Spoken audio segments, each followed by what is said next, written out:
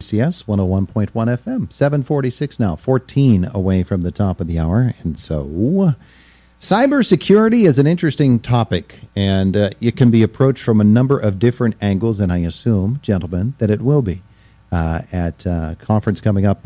Would you call it a conference or a seminar, or how would you phrase it? I'd say it's a learning opportunity for the businesses in the area. There you go. There you go.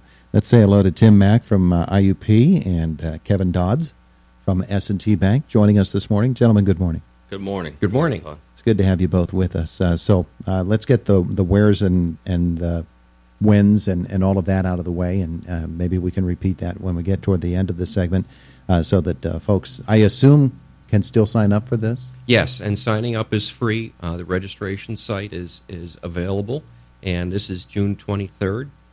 Which is a Friday. It starts at 8:30 in the morning, and it's at the KCAC. Mm-hmm. Okay, very good. And what's the website again? You could go to www.iup.edu/extended, and you can look for the cybersecurity seminar, as it's called, there. Okay, very good. Let's talk about cybersecurity from the approach that we're going to have on that day. S&T Bank, you're one of the principals, and there are many different angles from which to approach the problem of cybersecurity from a banking standpoint and a finance standpoint overall. Tim, what are some of the things that we need to look at? Yeah, Todd, our primary goal at S&T Bank is for our customers as well as our employees to have a safe and secure banking experience, whether it's online or in one of our branches or corporate offices. And what's key for cybersecurity is awareness and education. And the best way to do that is to partner with IUP, the FBI, InfraGard, other banks and businesses that are also experiencing these cyber attacks. We want to protect, with the seminar, we want to protect not only our businesses, but we want to provide tips to individuals and that they can carry on in their private life as well as their families. Mm-hmm. It changes so quickly, doesn't it? It does. It does. It's an evolving threat. It's moving all the time. And really the only way you can stay on top of it is to share threats, to train and educate, and talk about it. Yeah, and Tim, that's one of the things is you can be secure today and absolutely comfortable with where you are in terms of your cybersecurity, and tomorrow it's a whole new ballgame. Or 5 minutes from now. I was told that in January of this year there were 2 ransomware attacks in town, with one of them being on this street.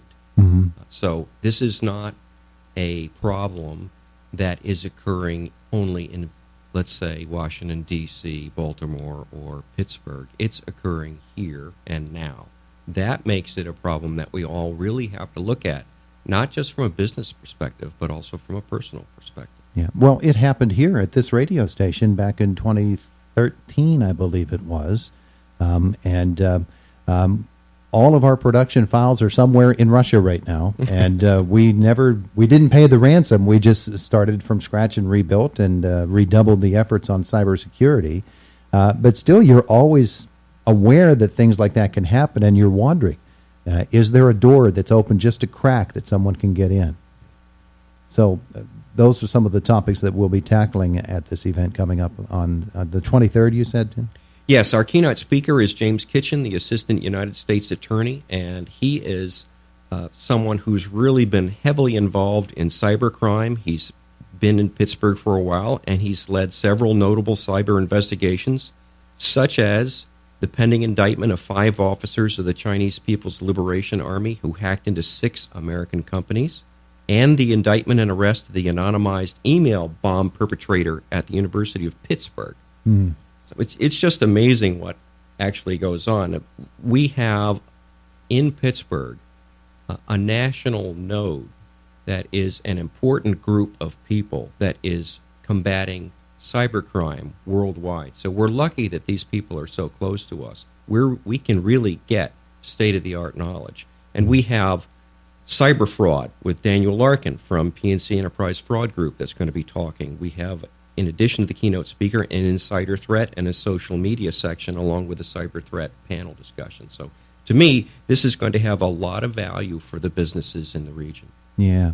Kevin, let's talk a little bit more about finance and the need to protect people from a personal standpoint. We think of the traditional scams that are out there, and how elderly people are particularly vulnerable to those. And those scams are out there, and they're operating every day, and they come at you with all kinds of different new angles as well. But this targets everybody, and you might not know that you've been victimized until one day you try to use an account or pay a bill to a certain creditor, and all of a sudden you find out you've got nothing to pay with. That's right, Todd. One of the things that we try to constantly train and make our customers aware of some basic safety tips. You can always start with just monitoring and controlling who's coming into your workplace if you have a business. Also, choose strong passwords that have letters, numbers, special characters. Create a mental image in your mind of what that password is. Don't give your password out to anyone. You talked about elderly people. They get phone calls, and they're so trusting, and they give out their passwords. Well, once you give out your passwords, you've pretty much opened yourself for all types of fraud. You need to keep your antivirus and anti-malware software up to date. Use caution with email messages. Email messages are notorious for spear phishing. They usually contain malicious links in them. So we always say, think before you click. Be careful when disclosing personal information. You should never disclose personal information online or over the phone unless it's somebody you really trust. Pop-up messages, particularly when you're online banking. If you get a pop-up message, it's usually odd that you're going to get a pop-up message. So what we always recommend is don't click on that pop-up message. And if it's a phone number to call, go to the internet and make sure you're actually calling the phone number that belongs to that business. Be aware of unusual screens or messages. If your screensaver changes and you haven't changed it, that's a red flag. Mm-hmm. You should know that. Secure your laptops and your mobile devices. Everywhere you go, you should never leave your smartphone laying around. Take a cyber criminal maybe 45 seconds to a minute to download all that personal information. You talked about ransomware. One of the simple things to do to protect yourself from being a victim of ransomware is to back up your data, back up your machine. It's also good if you have a major outage with your computer. And if you use social media, the last thing I want to say is be careful what you post on social media. It's kind of the gift that just keeps giving. If you put something there sometime, and maybe you're going for a job down the line, or you need a security clearance, or you've said something to offend somebody else. These always come back to haunt you. And wait to post pictures when you're on trips. If you're posting pictures when you're on trips, that's letting everybody know that you're out of town and your house may not be secure. Yeah, those are some really good tips. I'm sure we'll develop those further. When you said, I'm going to tell you, when Tim started shaking his head emphatically while you were saying all of that, was when you said make sure that your antivirus is updated. Tim, that's a pretty important thing that people tend to let slide, isn't it? Well, it's not just that. It's also the other software, because older software that hasn't been updated might have access ports, as they're called, that are open, that XP. need to be closed. Okay, Port 80 is a known port that, for example, that can be used. So you really have to go in there and make sure that all the software that you're using is up to date. And if it isn't up to date, that would be a great time to take that and put it on a CD or a DVD or some sort of a backup drive, and leave it there until you need it, so you get it off your machine. Mm-hmm. And then if you need to use it, you can always disconnect from the internet and use that software. That's a good way of making sure that you don't give bad guys a back door into your machine. Cybersecurity is the topic on June the 23rd, happening at the Kovalchick Complex. Are generally the target for some an event such as this businesses, but individuals may come as well? Yes, and you can even just walk in and register. Oh, okay. Okay, that's very important to know as well. But obviously, you'd love to have folks let you know ahead of time that they're coming when it comes to materials and spacing and all of those things, and really within the business community, because every business in Indiana deals with every other business in Indiana, and one portal that someone sneaks through here might worm their way through to another business, and all of a sudden you've got doors open that you had no idea you even had doors there. Yeah, exactly, Todd. It does. It impacts us all, and that's why S&T Bank wants to partner with other businesses as well as IUP to educate, inform, get the word out, because everybody's a victim when it comes to cyber. And IUP is very happy to partner with S&T Bank, also with InfraGard. And InfraGard is a public-private partnership with the FBI. There are 43,000 businesses that are associated with InfraGard, and it is designed to protect the critical infrastructure of the nation, including cybersecurity.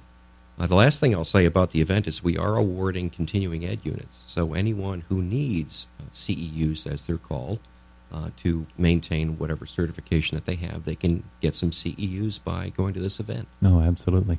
You did mention when you began Extended Studies. Is that the name of the program through which this is being run at IUP? The Office of Extended Studies, that's correct. Okay, tell me a little bit about that. We've just got a minute left, but that's kind of intriguing.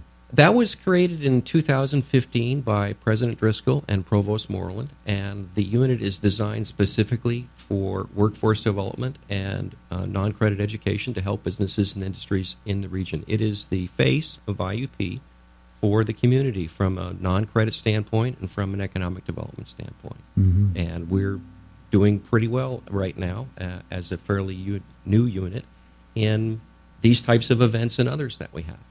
People obviously can learn more about that at iup.edu/extended. There you go. Very good. Gentlemen, thank you so much for coming in to visit with us this morning. Thank you. A very, very important thing coming up. It is Indiana in the Morning, presented by First Commonwealth Bank, and it's AM 1160 WCCS and 101.1 FM.